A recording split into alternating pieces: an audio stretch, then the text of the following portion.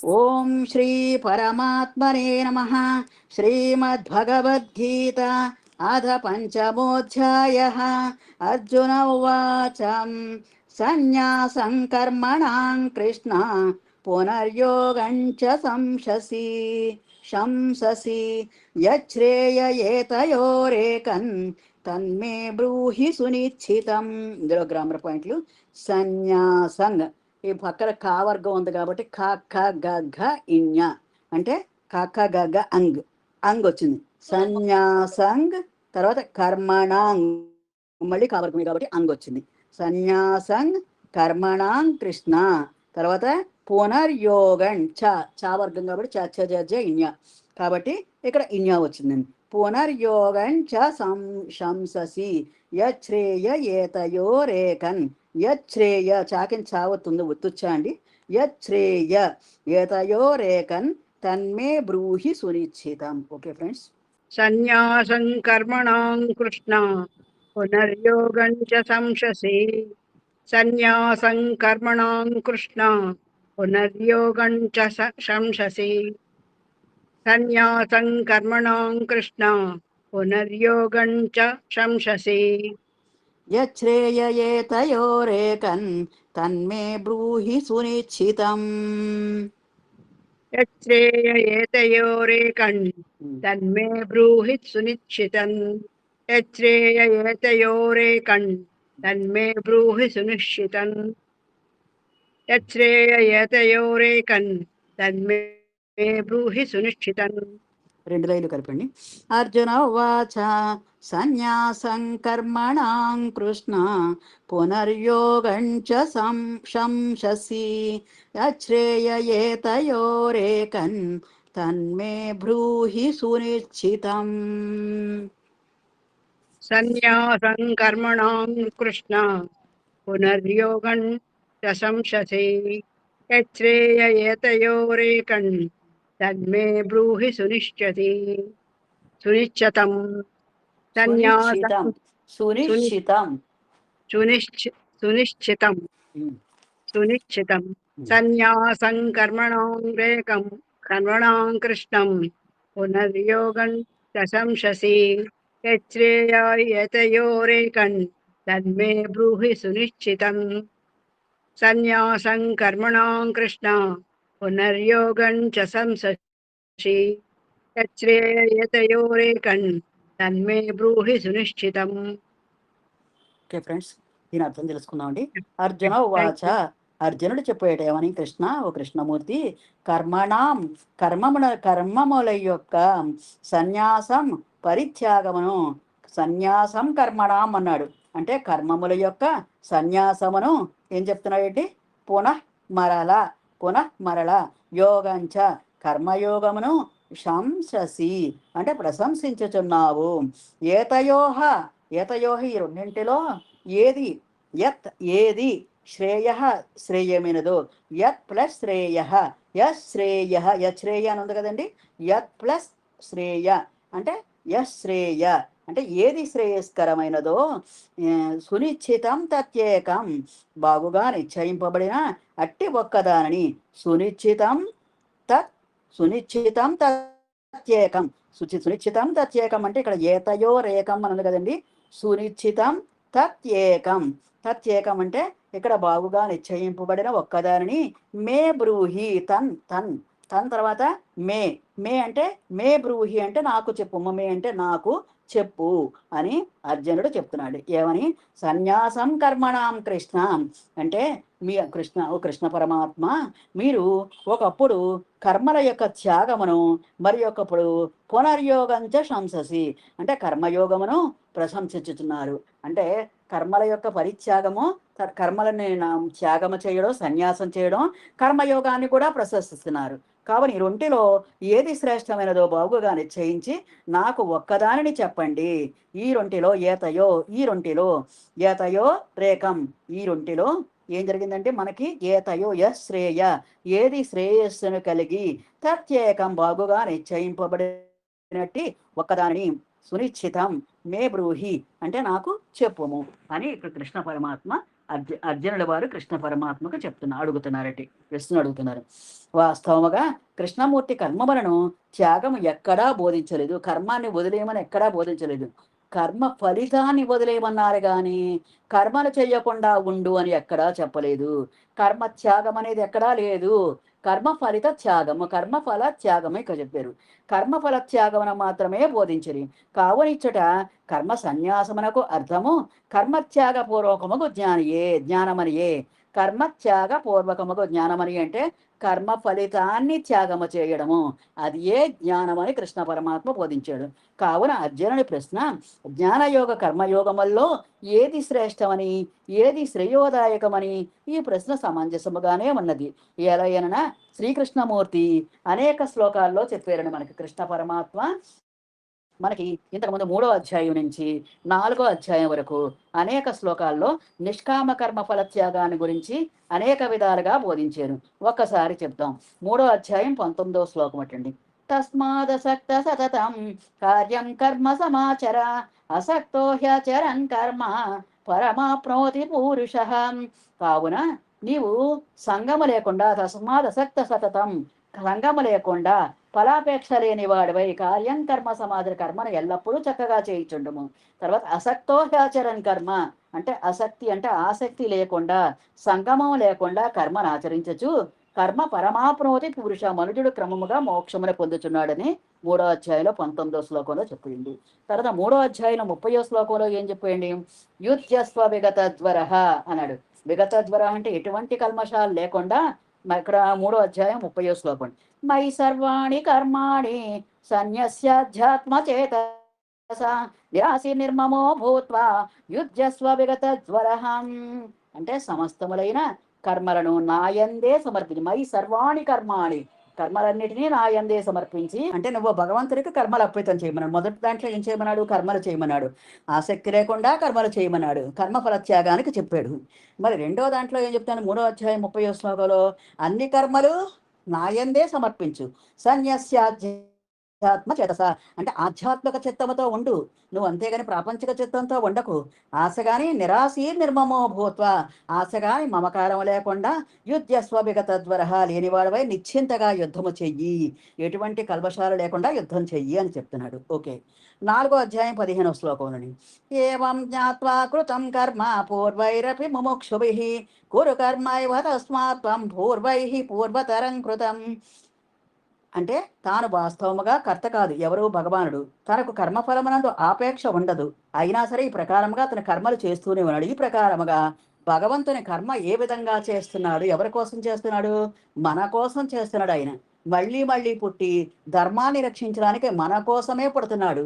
ఈ ధర్మాన్ని రక్షించి మనం ప్రశాంతంగా ఉండడానికి, ఈ భూమిని రక్షించడానికి, ఇలాగ ఎవరికో ఉపకారం చేయడానికే ఆయన పడుతున్నాడు. కాబట్టి పూర్వమెందరో ముముక్షువులు నిష్కామముగా కర్మలాచరించిరి, నీవును పూజ్యులచే అట్టి పురాతనమైన నిష్కామ కర్మయోగమనే ఆచరించు అని కృష్ణ పరమాత్మ చెప్తున్నాయండి. 4వ అధ్యాయం 42వ శ్లోకం. తస్మాదజ్ఞాన సంభూతం కృష్ణం జ్ఞానాసినాత్మనః చిత్వైనం సంశయం యోగం ఆతిష్టోతిష్ట భారత. మొన్న చదువుకున్న 4వ అధ్యాయం 42వ శ్లోకం. తస్మాత్ అజ్ఞాన సంభూతం కాబట్టి మీ యొక్క హృదయమున ఉన్న అజ్ఞానము వలన పుట్టినదైన దాన్ని, ఈ సంశయాన్ని జ్ఞానమనే ఖడ్గంతో చిత్వైనం ఖండించి, సంశయాలన్నింటినీ ఖండించి యోగం కర్మయోగాన్ని ఆచరించి, నిష్కామ కర్మయోగాన్ని ఆచరించి, ఆచరించి ఉత్తిష్ట లే భారత యుద్ధం చెయ్యి అని కృష్ణ పరమాత్మ చెప్తున్నాడు. ఇంకా 4వ అధ్యాయం 39వ శ్లోకం అండి. ఇదేంటండి? శ్రేయాన్ ద్రవ్యమయాజ్ఞాత్ జ్ఞానయజ్ఞ పరంతప సర్వం కర్మాఖిలం పార్థ జ్ఞానే పరిసమాప్యతే. ఈ శ్లోకం యొక్క భావం ఏంటంటే ద్రవ్యము వలన సాధింపబడి యజ్ఞము కంటే జ్ఞానయజ్ఞము గొప్పదని చెప్తున్నాడు కృష్ణ పరమాత్మ. జ్ఞానయజ్ఞమే చాలా శ్రేష్టమైందంట. అంటే ఆత్మజ్ఞాన యజ్ఞము, ధ్యానయజ్ఞం అంటే మన గురువు గారు ఆచరించారు చూసారా, జ్ఞాన మహాచక్రాలని, తర్వాత రకరకాల ప్రవచనాలు చెప్పడం అని, ధ్యానం నేర్పించడం అని, వాళ్ళకి ఆధ్యాత్మికత నేర్పించడం అని, ఈ జ్ఞానయజ్ఞమే చాలా గొప్పదట. ద్రవ్యం సహాయం చేయడం కంటే కూడా ఇది చాలా అవసరమట. సమస్త కర్మయను నాశనము కానిదనుచు జ్ఞానమనందే అంతర్భూతమగుచున్నది. అన్ని కర్మలు జ్ఞానాగ్ని దగ్ధ కర్మాణంలాగా అన్ని కర్మలు జ్ఞానమనంది అంతర్భూతమగుతున్నాయి కాబట్టి నాశనమవుతున్నాయి కాబట్టి జ్ఞానయజ్ఞం గొప్పదని చెప్తున్నారు. ఇక 4వ అధ్యాయం 34వ శ్లోకం. ఈ యజ్ఞాలు ఆచరించడానికి ఎవరిని ఏ విధంగా సేవించాలో ఇందులో చెప్తున్నాడు. తద్విద్ధి ప్రణిపాతేన పరిప్రశ్నేన సేవయా ఉపదేక్షంతి తే జ్ఞానం జ్ఞానినస్తత్వదర్శినః. కాబట్టి అర్జున, జ్ఞానమును నీవు తత్వవేత్తలకు జ్ఞానులకు సాష్టాంగ నమస్కారము చేసి, ఎలా ఉండాలని సాష్టాంగ నమస్కారం? మనసా వాచ కర్మణ త్రికరణ శుద్ధిగా చెయ్యాలి. తర్వాత సమయము చూసి వినయముగా ప్రశ్నించాలి. ఎలాంటి ప్రశ్నలు? నీ అంతరంగంలో వచ్చిన ప్రశ్నలు చెయ్యాలి. ఆంతరంగిక ప్రశ్నలు వెయ్యాలి. అంటే కానీ తోకలు కలపకూడదు, అహంకారం కలపకూడదు, ఏమీ లేకుండా వినయముగా ప్రశ్నించారట. తర్వాత సేవ చేసి, గురువులకు పెద్దలకు సేవ చేస్తూ వారి వలన ఎరుంగము, వారి వలన ఈ ఉపదేశాన్ని నీకు తప్పక ప్రశ్నించుచున్నారు. ఇందులో ప్రణిపాతము, తర్వాత ఏంటంటే సమయము చూసి పరిప్రశ్న, సేవ, ఈ 3 కూడా చేయమని చెప్తున్నారు. కాబట్టి వీటన్నిటిలో కృష్ణ పరమాత్మ చెప్పేది ఏంటంటే నిష్కామ కర్మయోగాన్ని ఆచరించమని. మొన్నగ వాక్యముల ద్వారా జ్ఞానయోగము యొక్క శ్రేష్టత్వమని ప్రతిపాదించి దానిని అవలంబించవలసిందిగా భగవానుడు అర్జునుడు ఆదేశించిరి. అంటే జ్ఞానయోగము యొక్క శ్రేష్టత్వం అంటే నిష్కామ కర్మయోగము చేస్తేనే మనకి జ్ఞానయోగం అనేది ఆ శ్రేష్టత్వం అనేది మనకు ఆపాదిస్తుంది. ఎందుకంటే మన మనస్సు నిర్మల స్థితికి పొందుతుంది. నిర్మల స్థితికి పొందినప్పుడే ఈ జ్ఞానయోగం యొక్క శ్రేష్టత్వం మనకి అర్థమవుతుంది. ఎంత శ్రేష్టము కలదో, ఈ జ్ఞానయోగం ఎంత ఆవశ్యకత ఉన్నదో మనకు తెలుస్తుందటండి. దానిని అవలంబించినదిగా భగవానుడు అర్జునుడి ఆదేశించరి. ఈ రెండింటినీ శ్రద్ధగా వినట్టు అర్జునుడికి వానిలో ఏది గొప్పది అనే సంశయం ఉదయించను. దీనిని పోలిన సందేహమే పూర్వం 3వ అధ్యాయం ప్రారంభమున కూడా అర్జునుకి కలిగి ఉండుట ఈ చోట గమనించదగినది. కాబట్టి అందరకు భగవానుడు ప్రత్యుత్తరం ఇచ్చుచున్నాడు. అంటే ఈ శ్లోకం సన్యాసం కర్మణాం కృష్ణ అంటే నువ్వు ఇంతకుముందు ఏం చెప్పావు? కర్మ సన్యాసము చెయ్యమని చెప్పావు.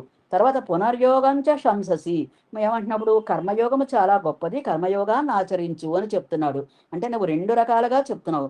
కర్మ సన్యాసము గొప్పదన్నావు, ఇప్పుడు కర్మయోగము గొప్పదన్నావు. అంటే కర్మత్యాగము గొప్పదన్నావు, ఇప్పుడు కర్మయోగము గొప్పదంటున్నావు. అంటే కర్మత్యాగము గొప్పదా, కర్మయోగము గొప్పదా అని డౌట్ వచ్చింది అతనికి. అయితే యచ్ఛ్రేయ ఏతయోరేకం, అందులో దానిలో ఏది శ్రేయస్సును పొందినది?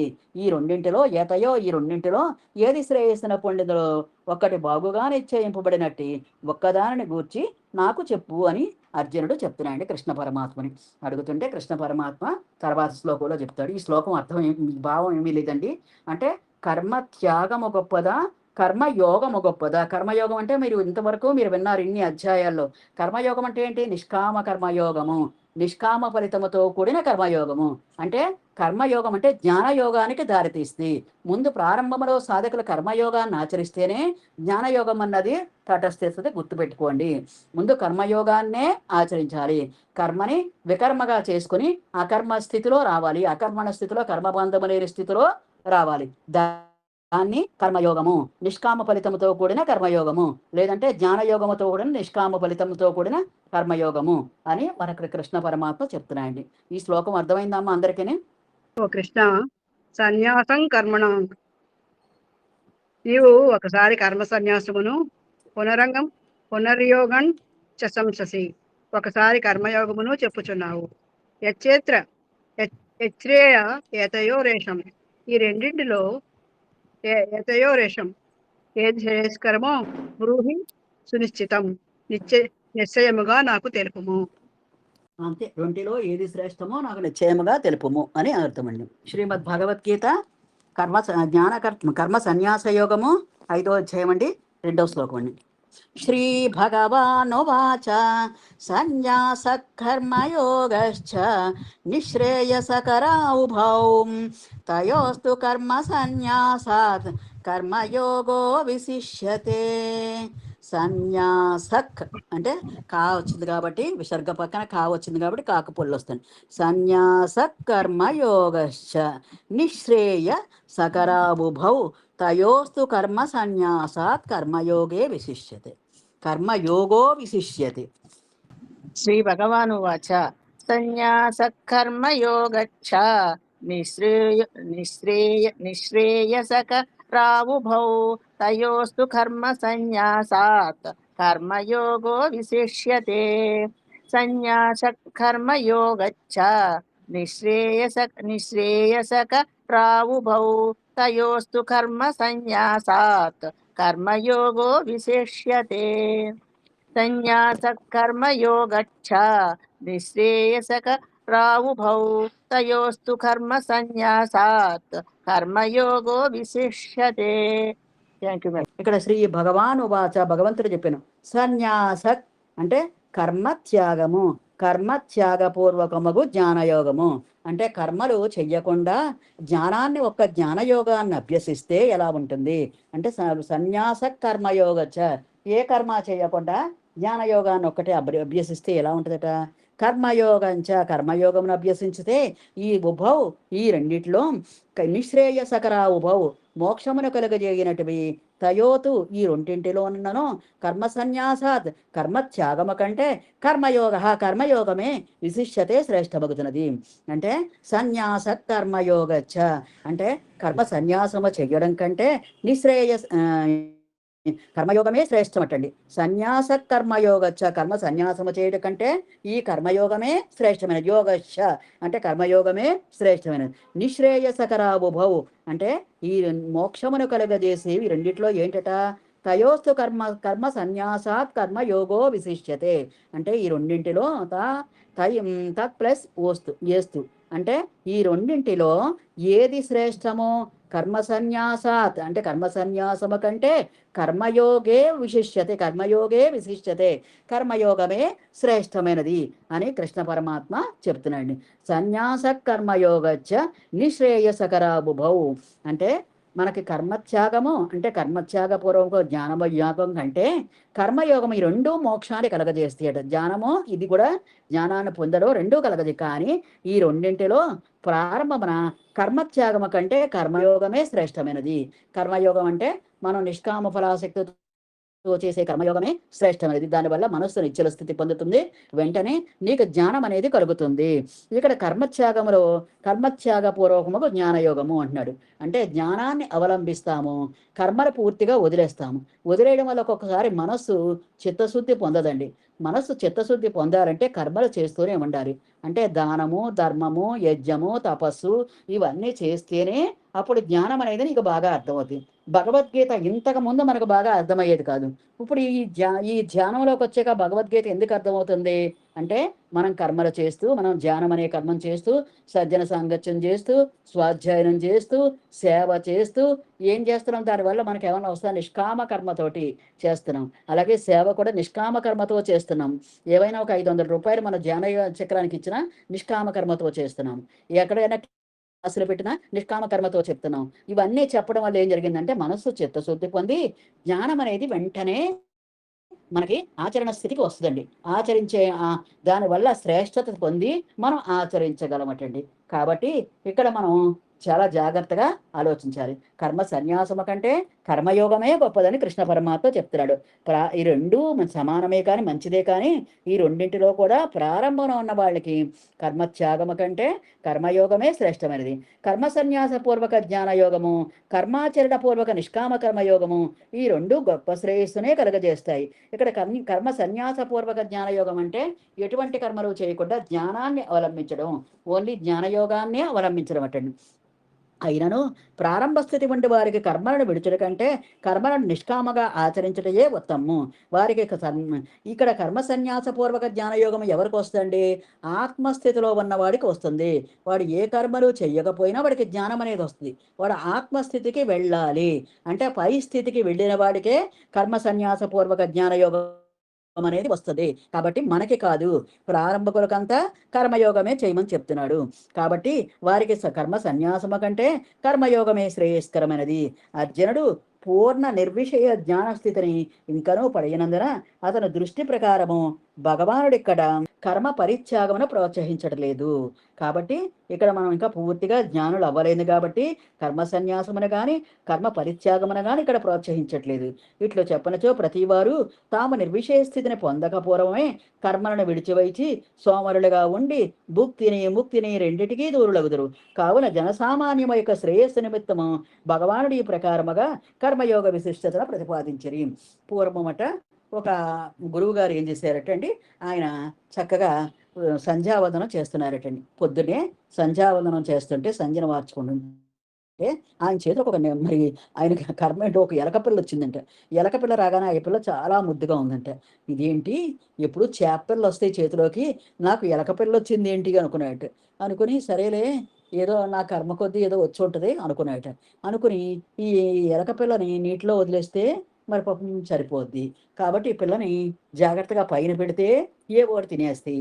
ఇవన్నీ ఆలోచించి ఏం చేసేయట, ఆ ఎలక పిల్లని మరి దీన్ని పెంచుకుంటే సరి అనుకున్నట్ట. ఎలక పిల్లని పెంచుకోలేం కాబట్టి ఒక 3 సంవత్సరాల అమ్మాయిగా మార్చేయటండి. 3 సంవత్సరాల అమ్మాయిగా మార్చి అప్పుడు ఏం చేసేయటండి, దాన్ని చిన్న పిల్లని తీసుకుని ఇంటికి తీసుకొచ్చేట. ఇంటికి తీసుకొస్తులకి అక్కడ ఏం జరిగిందంటే అందరూ చాలా మెచ్చుకున్నారట ఈ అమ్మాయిని చూసి. బై ఎంత అందంగా ఉంది ఈ అమ్మాయి, ఎంత అందంగా ఉంది అని చాలా మెచ్చుకున్నారటండి. మెచ్చుకుంట్లోకి అది ఏం జరిగిందటండి, కొంతకాలానికి పెద్దదయిందంట, యుక్త వయసు వచ్చిందంట. తండ్రి అన్నాయంట, అమ్మా నీకు పెళ్లి చేద్దాం అనుకుంటున్నాను, నువ్వు ఇంతకుముందు విన్నది, మీరు పెళ్లి చేద్దాం అనుకుంటున్నాను, నీకు ఎలాంటి వరుడు కావాలి అంటే, నాన్నగారు మీకు తెలియదా, నన్ను ఎలక పిల్లల్ని నన్ను మనిషిని చేసి ఇంతవరకు తీసుకొచ్చారు, నా బాగోగులన్నీ మీకే తెలుసు అన్నట్టు. అట్లా చాలా ఆనందపడిపోయేటైన. ఆనందపడిపోయి అబ్బా నా కూతురు నన్ను ఎంత ప్రేమిస్తుంది అనుకుని ఆనందపడిపోయి అమ్మా ఆయన పైకి చూసేట. పైకి చూస్తే సూర్య భగవానుడు తీక్షణంగా తన దృష్టితోటి ఉన్నాయట. ఒంట్లోకి అమ్మా నీకు ఈ సూర్య భగవాను ఇచ్చి చేసినా ఈయన కంటే బలవంతుల ప్రపంచంలో లేరు అన్నాయట. అంట్లోకి ఆవిడ అందంట, నాన్నగారు సూర్యకిరణాలు ఒక మబ్బు వచ్చిందంటే సూర్యకిరణాలు కనపడవు నాన్న, సూర్యకిరణాల కంటే గొప్పది మబ్బే కదా అందంట. సరే ఆ మేఘాలకి స్వామి అయిన ఇంద్రుడికి ఇచ్చి చెయ్యినా అందంట. అంటే నాన్నగారు ఆ ఇంద్రుడు ఎందుకు పనికొస్తాడు అందంట. మరి గాలి వేస్తే పారిపోతాడు, ఏదైనా రాక్షసులు వస్తే పారిపోతాడు, అలాంటి ఇంద్రుడు ఎందుకు, గాలి వస్తే పారిపోతాడు, అయితే వాయుదేవుడికి ఇచ్చి చేయనండి. వాయుదేవుడు ఏం చేయగలడు, పర్వతాలు అడ్డొస్తే వాయుదేవుడు కూడా వెనక పారిపోతుంది, అయితే నీకు హిమవత్ పర్వతాన్ని చిచ్చిపెడినానంటే, నాన్నగారు హిమవత్ పర్వతం ఏం చేయగలదు, 100 ఎలకలు అక్కడ లోపల కన్నాలు పెడితే ఆ హిమవత్ పర్వతం కూడా ఏం చేయగలదు. అప్పుడు ఆయనకి దృష్టి పుట్టిందంటే, అంటే అజ్ఞానిని మనిషిగా మార్చేయను, నేను అజ్ఞానిని జ్ఞానిగా చేద్దామని అనుకున్నాను, నేను తప్పు చేశాను. అంటే ఎవరైనా సరే ఈ కర్మలు చేస్తూనే వాళ్ళు జ్ఞానత్వాన్ని పొందాలి, అంతేగాని ఒక్కసారి ఈ జ్ఞాన యోగాన్ని నేర్పడం నేను కరెక్ట్ కాదు అనుకున్నాడు. అనుకుని మనిషిగా ఉత్తమ జన్మ పొందడం కూడా కరెక్ట్ కాదు, ఎవరి జన్మ వారికి కరెక్టు అనుకుని ఎలకనగానే ఆవిడ ఎలకగా మార్చి అక్కడ ఒక పర్వతంలో కన్నంలో విడిచిపెట్టేటట్ట. అంటే తన స్వబుద్ధి మార్చుకోరు, అంచేత మన బుద్ధులు మారాలి, మన గుణాలు మారాలి. జ్ఞానం అనేది రావాలంటే ఇక్కడ నీ గుణాలు మారాలి, నీ బుద్ధులు మారాలి, నీ వాసనలు మారాలి. వాసనలు మారితేనే, ఇవన్నీ మారితేనే జ్ఞానం అనే బ్రహ్మ పదార్థం మనకు వస్తుంది. కాబట్టి ఆ బ్రహ్మ పదార్థాన్ని మనం తీసుకోవాలంటే చాలా జాగ్రత్తగా ఆలోచించి మనం ఈ కర్మయోగాన్ని బాగా చెయ్యాలి. నిష్కామ ఫలితంతో కూడిన కర్మయోగాన్ని చెయ్యాలి. ఈ నిష్కామ కర్మయోగంలో మరి దానం ఉంది, తపస్సు ఉంది, యజ్ఞం ఉంది, సేవ ఉంది. ఇవన్నీ కూడా ఈ చేయడం వల్ల ఏం జరుగుతుందంటే నీ మనసు చిత్తశుద్ధి పొంది నీకు జ్ఞానం అనే అగ్ని నీ కర్మలన్నింటినీ ధ్వంసం చేస్తుంది. ఏ సంస్కారాలు లేకుండా ధ్వంసం చేసి శూన్యత్వంలోకి పంపుద్ది. అసలు మన శూన్యత్వమే మన తండ్రి ఏంటండి, మన తల్లి తండ్రి శూన్యత్వమే, మనం శూన్యత్వంలో నుంచే పుట్టామండి. కాబట్టి మళ్ళీ మనం మన తల్లిని వెతుక్కుంటూ మనం వెళ్తామండి. అప్పుడు మనకి జ్ఞానోదయము, మన ఆత్మ యొక్క జ్ఞానోదయము, ఆత్మ సాక్షాత్కారము కలుగుద్దట. కాబట్టి వారి అందరి యొక్క శ్రేయస్సును ఉద్దేశించి భగవానుడు కర్మ సన్యాసం అనగా కర్మ పరిత్యాగం ఇక్కడ ప్రోత్సహించలేదని ఊహించు. ఇట్లా చెప్పనచో ప్రతి వారు తాము నిర్విషయ స్థితిని పొందకపోవడమే, అంటే ఆలోచనారహిత స్థితి పొందకపోవడమే, విషయవాసనలు దూరం చెయ్యక క్రితమే. ఇలాగే ఈ ఎలకలాగే ఏ జ్ఞానము లేకుండా అజ్ఞానంగా ఉన్నప్పుడే కర్మలను విడిచివైచరి. అది ఎలకగా ఉన్నప్పుడు దానికి ఆ విలువ శ్రేష్టం అని తెలుసు. అలాగే బురదలో పంది ఏమనుకుంటుంది, అబ్బా నేను ఎంత ఆనందంగా ఉన్నానో అనుకుంటుందట. ఒక పంది వచ్చిందంట ఒక సరస్సు దగ్గరికి. వస్తువులకు అక్కడ బాతు ఉందంట. ఆ బాతు నిర్మలమైన నదిలో చక్కగా నిర్మలమైన కొలనులో చక్కగా ఈదుకుంటూ చేస్తుంటే అప్పుడు పంది వచ్చి చిచ్చిచ్చి నువ్వు ఏంటి హాయిగా ఉన్నావు, నేను బురదలో ఎంత హాయిగా ఉన్నానో తెలుసా అందంట. అంట్లోకి మరి నువ్వు అలా అనక ఆ బురద మలిన పదార్థము, అలాంటి మలిన పదార్థాల్లో మనం ఉంటే మనకు అనేక రోగాలు వస్తాయి అంటే నాకు ఏ రోగం వచ్చిందో చూడు అని ఏం చేసిందంట, కొంత బురదను తీసుకొచ్చి బాతు మీద జల్లిందట. బాతు మీద జల్లితే అప్పుడు బాతు అనుకుందట, మూర్ఖుడితో వాదించకూడదు, నేను తప్పు చేశాను, వాడు అజ్ఞాని, అజ్ఞానికి చెప్పినా అర్థం కాదు, కాబట్టి ఆ అజ్ఞానంలోనే కూలబడిపోవాలి, ఆ బావిలోనే ఉండిపోవాలి, వాడికి చెప్పినా అర్థం కాదు, వాడు నన్ను కూడా పాడు చేస్తున్నాడు అనుకుని గబగబా అక్కడి నుంచి ఆ ఎలక దగ్గర నుంచి వీడు నాకు స్నేహితుడు కాదు అనుకుని అక్కడి నుంచి వెళ్ళిపోయిందట. కాబట్టి మనం దుర్మార్గులకు కూడా దూరంగా ఉండాలి, అజ్ఞానులకు కూడా దూరంగా ఉండాలి. చెప్పడానికి ఒక్కసారి చెప్తాము, అమ్మ ధ్యానం మంచిది, ధ్యానం మంచిదని. మరి ఇంతమంది ఉన్నారు, మరి కొంతమంది రాలేకపోతున్నారు. దేనివల్ల అంటే వాళ్ళు ఆ పందిలాగా బురదే ఇష్టపడుతున్నారు, అలాగే ఎలకలాగా ఎలక జన్మలే ఇష్టపడుతున్నారు. ఆ వాసనల వల్ల ఆ జ్ఞానమే వాళ్ళకి అదే ఇష్టంగా ఉందండి. కాబట్టి అది కొన్నాళ్ళు అనుభవించాక అప్పుడు దాని మీద కోరిక తీరిపోద్ది. తీరిపోయాక మళ్ళీ ఉత్తమ జన్మ పొందుతారు. కాబట్టి గుర్తుపెట్టుకోండి. అందుకే కృష్ణ పరమాత్మ ఇక్కడ ఏం చెప్తున్నాడు, ముందు ఈ వాసనలు పోగొట్టే విధానం చెప్తున్నాడు. కానీ నిష్కామ కర్మఫల త్యాగము అనే విధానం చెప్తున్నాడు. నీకు ఈ వాసనలన్నీ పోవాలి, ఈ బంధాలన్నీ పోవాలి, ఈ ఆసక్తులన్నీ పోవాలి, అంచేత నిష్కామ కర్మఫల త్యాగము చాలా గొప్పదని చెప్తున్నాడు. కావున జనసామాన్యమ యొక్క శ్రేయస్సు నిమిత్తము భగవానుడు ఈ ప్రకారముగా కర్మయోగ విశిష్టతను ప్రతిపాదించరి. కర్మ సన్యాసపూర్వకము జ్ఞానయోగము శ్రేష్టమా, కర్మాచరణ పూర్వకము నిష్కామ కర్మయోగము శ్రేష్టమా అంటే మొదటిది ఆత్మయోగికైతే అది శ్రేష్టమే. కర్మ సన్యాసపూర్వకము జ్ఞానయోగం అంటే వాడికి ఇంక సంసారం అక్కర్లేదు, పిల్లలు అక్కర్లేదు, వాడు పూర్తిగా వాడు ఆత్మస్థితిలో ఉంటాడు కాబట్టి దేన్ని పట్టించుకోడు, ఏ కర్మను చెయ్యడు. అలాంటి కర్మ సన్యాసపూర్వకము జ్ఞానయోగము శ్రేష్టమా, ఆ స్థితికి మనం వెళ్ళలేదు. మనం ఇంకా ఇంకా ఈ స్థితిలోనే ఉన్నాం. అంటే మనం మూలాధార స్థితి, స్వాధిష్టాన స్థితిలోనే ఉన్నాం. ఆత్మ అనాహత చక్రంలో ఉన్న వాళ్ళకి, మరి విశుద్ధ చక్రంలో ఉన్న వాళ్ళకి కర్మ సన్యాస పూర్వకము జ్ఞానయోగము శ్రేష్టము. ఆత్మస్థితిలో ఉన్న వాళ్ళకే అది శ్రేష్టము. కాబట్టి ప్రారంభకులకి కర్మాచరణ పూర్వకం నిష్కామ కర్మయోగమే శ్రేష్టము. ఈ రెండును శ్రేష్టములే, రెండును ముక్తిప్రదములే. అయినా సాధకుడు ప్రారంభ స్థితి యందు కర్మాచరణమే శ్రేయోదాయకం అన్నది. సన్యాస కర్మయోగచ్చ అంటే కర్మత్యాగము, కర్మత్యాగ పూర్వకము జ్ఞానయోగము. కర్మత్యాగం అంటే కర్మత్యాగ పూర్వకము జ్ఞానము యోగము అదా, లేదంటే కర్మయోగశ్చ నిశ్రేయసకర ఉభౌ అంటే మోక్షమును కలుగచేయునట్టుది ఏంటి, తయోస్తు కర్మ సన్యాసాత్ కర్మయోగో విశిష్యతే అంటే అంటే కర్మ సన్యాసము కంటే కర్మత్యాగము కంటే కర్మయోగమే విశిష్టత కలిగి ఉన్నది అని కృష్ణ పరమాత్మ చెప్తున్నాడు. తయోస్తు ఆ రెంటిలో ఏది శ్రేష్టము, కర్మ సన్యాసము కంటే కర్మయోగమే విశిష్టత శ్రేష్టమగుతున్నది అని కృష్ణ పరమాత్మ కర్మయోగాన్ని ప్రోత్సహిస్తున్నారు. మనమంతా ప్రారంభ స్థితిలో ఉన్నాం కాబట్టి కర్మయోగాన్నే ప్రోత్సహిస్తున్నారు. సన్యాస కర్మయోగచ్చ కర్మ సన్యాసము కంటే కర్మయోగమే నిశ్రేయసకర ఉభౌ ఈ రెండింటిలో తయోస్తు ఈ రెండింటిలో కర్మ సన్యాసాత్ కర్మయోగో విశిష్యతే కర్మ సన్యాసము కంటే కర్మయోగమే విశిష్టత కలిగి ఉన్నది అని కృష్ణ పరమాత్మ చెప్తున్నాడండి. ఫ్రెండ్స్ అర్థమైందా? చెప్తున్నాను మేడం. శ్రీ భగవాన్ వాచ సన్యాస కర్మయోగశ్చ నిశ్రేయసకరావుభౌ తయోస్తు కర్మ సన్యాసాత్ కర్మయోగో విశిష్యతే. సన్యాసక్ కామ్యకర్మలను సన్యసించుట, కర్మయోగశ్చ నిష్కామ కర్మము, నిశ్రేయసకరావుభౌ ఈ రెండును కూడా గొప్పవే. తయోస్తు కర్మ ప్రాప్తికి రెండును మోక్ష ప్రాప్తికి కలుగజేయునట్టువి. నిశ్రేయసకరావుభౌ అంటే ఈ రెండు మోక్ష ప్రాప్తిని కలుగజేయునట్టువి. ఈ రెండును మోక్ష ప్రాప్తిని కలుగు చేయనట్టువే. తయోస్తు కర్మ సన్యాసాత్ ఈ రెండింటిలోనూ కర్మ సన్యాసాత్ కామ్య కర్మ పరిత్యాగము కంటే కర్మయోగో భక్తితో కర్మ చేయుట, నిష్కామ కర్మ చేయుట విశిష్యతే ఉత్తమమైనది. Thank you. సన్యాస కర్మయోగశ్చ నిశ్రేయసకరావుభౌ తయోస్తు కర్మ సన్యాసాత్ కర్మయోగో విశిష్యతే. సన్యాస కర్మ సన్యాసయోగము కర్మయోగచ్చ కర్మయోగము నిశ్రేయసకరావుభౌ ఈ రెండు కూడా మోక్షాన్ని కలగజేసేవే.